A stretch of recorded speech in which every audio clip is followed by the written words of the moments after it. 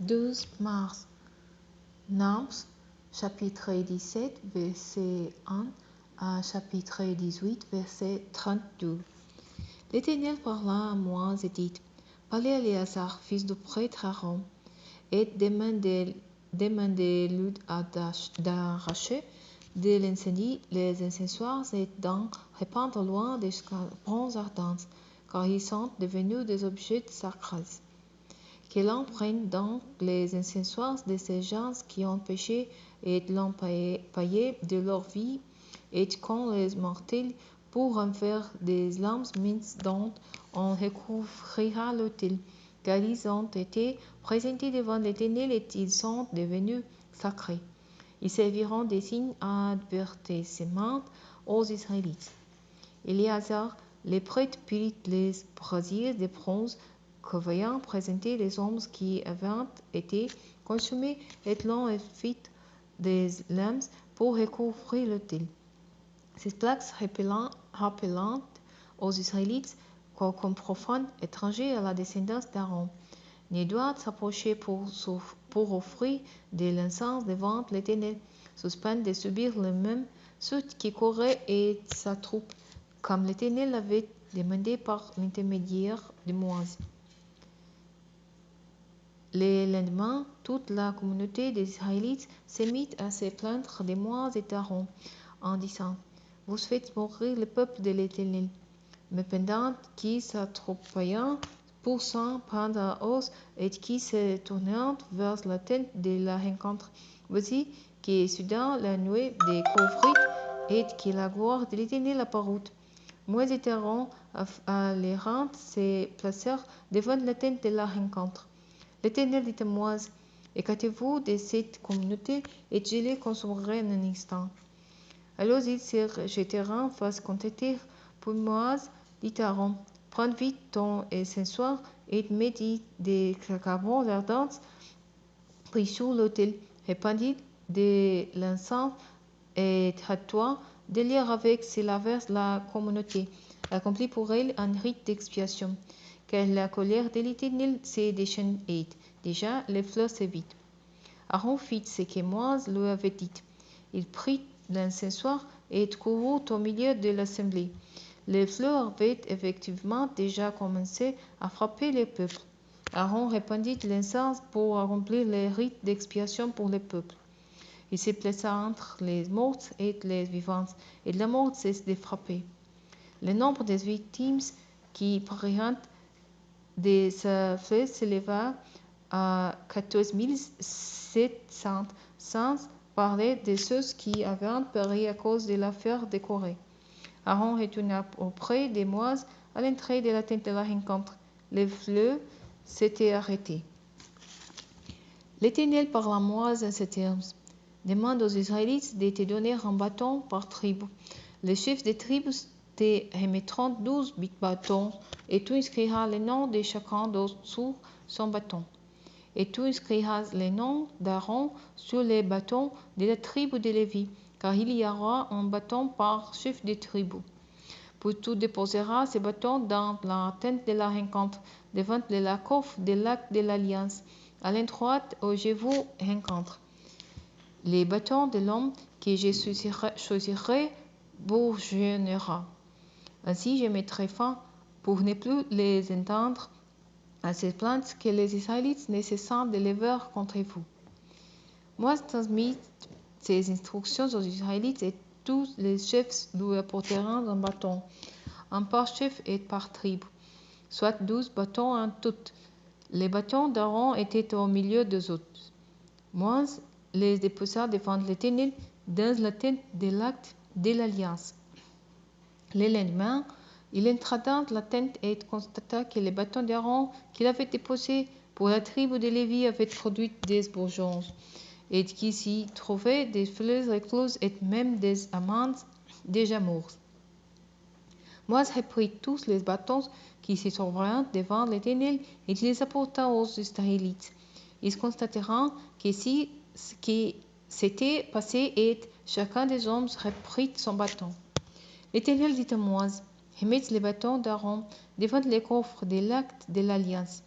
On les conservera là comme un avertissement pour ceux qui voudraient se révolter.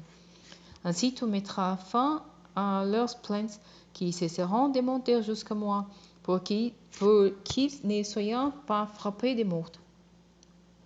Moi j'obéis à l'ordre de l'Éternel. Puis les Israélites dirent à Moïse, voici, nous sommes perdus, nous allons tous mourir. Car quiconque s'approche du tabernacle de l'Éternel est frappé de mort. Faudra-t-il donc que nous expirons jusqu'à dernier? L'Éternel dit à Aaron, toi, tes descendants et les membres de ta tribu, vous serez responsables du sanctuaire et vous porterez les conséquences des fautes commises contre lui. De plus, toi et tes descendants, vous serez responsables des fautes commises à l'égard du sacerdoce. Associe-toi tes frères de la tribu de ton ancêtre Lévi pour qu'ils soient attachés à ton service et à celui de tes descendants devant la tente de l'acte de l'alliance. Ils seront à ton service et t'assureront le service de toute la tente, mais ils ne s'approcheront ni de l'autel, ni d'aucun des objets sacrés du sanctuaire de façon à n'exposer ni os ni vous à la mort.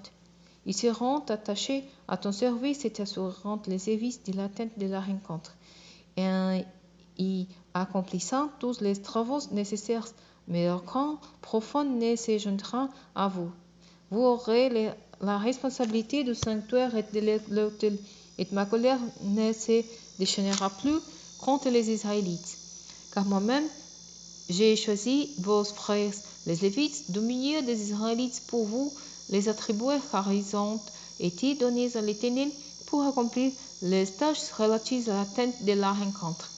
Quant à toi et tes descendants, vous assumerez vos fonctions sacerdotales pour tout ce qui concerne l'autel et qui se trouve dans les lieux très saints derrière les voiles.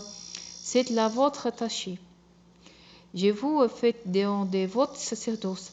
Toute profane qui s'approchera comme vous sera puni de mort. L'Éternel dit encore à Abraham, voici, je t'ai confié moi-même la gérance de tout ce qui est prélevé pour moi sur toutes les choses saintes faites par les Israélites. Je te l'ai donné à toi et à tes fils, comme la part que vous revient. C'est une ordonnance en vigueur à perpétuité. Voici ce qui te reviendra des offrandes très saintes, de la partie qui n'est pas brûlée, toutes les offrandes, tous les sacrifices pour le péché et tous les sacrifices de réparation qui m'apporteront. Ces choses très saintes te reviendront à toi et à tes fils. Tu les mangeras dans un endroit très saint. Les hommes sauces en mangeront. Tu les tiendras pour sacrés. De plus, tu recevras ce qui est prélevé sous leurs dons, c'est-à-dire tout ce qui m'est offert de la part des Israélites avec les gestes de présentation.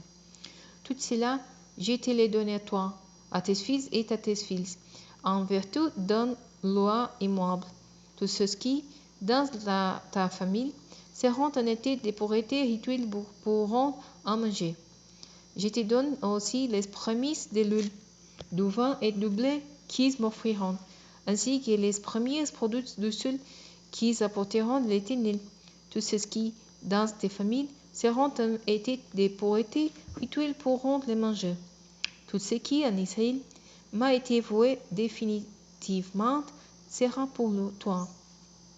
Les premiers-nés que les Israélites m'offrent, qu'il s'agisse d'hommes ou d'animaux, te reviendront.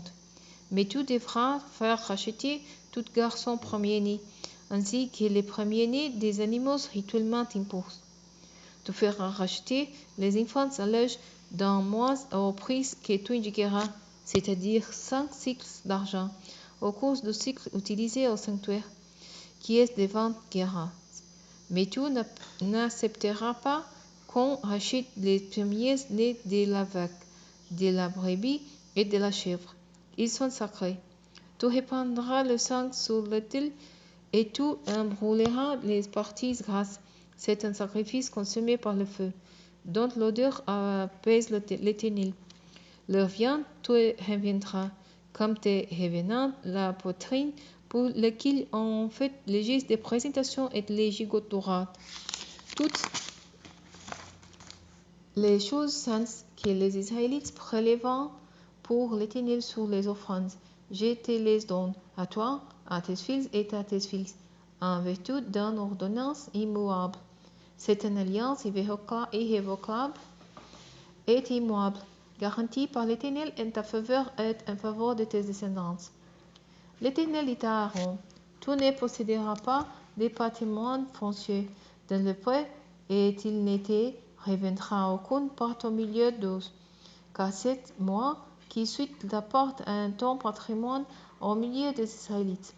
Aux Lévites, je donne comme possession toutes les dîmes qui seront perçues en Israël, pour les services qu'ils assureront, celui qu'ils accomplissent dans la tente de la rencontre. Ainsi, les Israélites ne risqueront plus de commerce en faute qui entraînerait leur mort en s'approchant de la tente de la rencontre. Ce seront les Lévites qui assureront les services de la tente de la rencontre et qui porteront la responsabilité des fautes qui se commettront. C'est une ordonnance en vigueur à perpétuité et de génération en génération. Ils n'auront pas de patrimoine foncier au milieu des Israélites, car je leur donné pour possession la dîme que les Israélites prélèveront pour l'Éternel. C'est pourquoi je leur ai dit qu'ils n'auront pas de patrimoine foncier parmi les Israélites. L'Éternel parla encore à moi en ces termes. Dis aux Lévites, lorsque vous recevrez des Israélites les dîmes que je vous donne de leur part en guise de possession, vous en prélèverez les dixièmes comme offrande pour l'Éternel. Ce sera donc la dîme de la dîme. Cette offrande que vous ferez sera considérée comme l'équivalent aux offrandes prélevées sur la moisson de blé ramassée sur l'air et sur les vents nouveaux coulant du pressoir.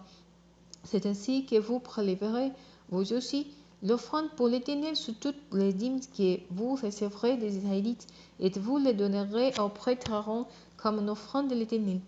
Sur tous les dons que vous recevrez, vous prélèverez une offrande pour l'Éternel. Vous prélèverez la meilleure part comme part la plus sainte.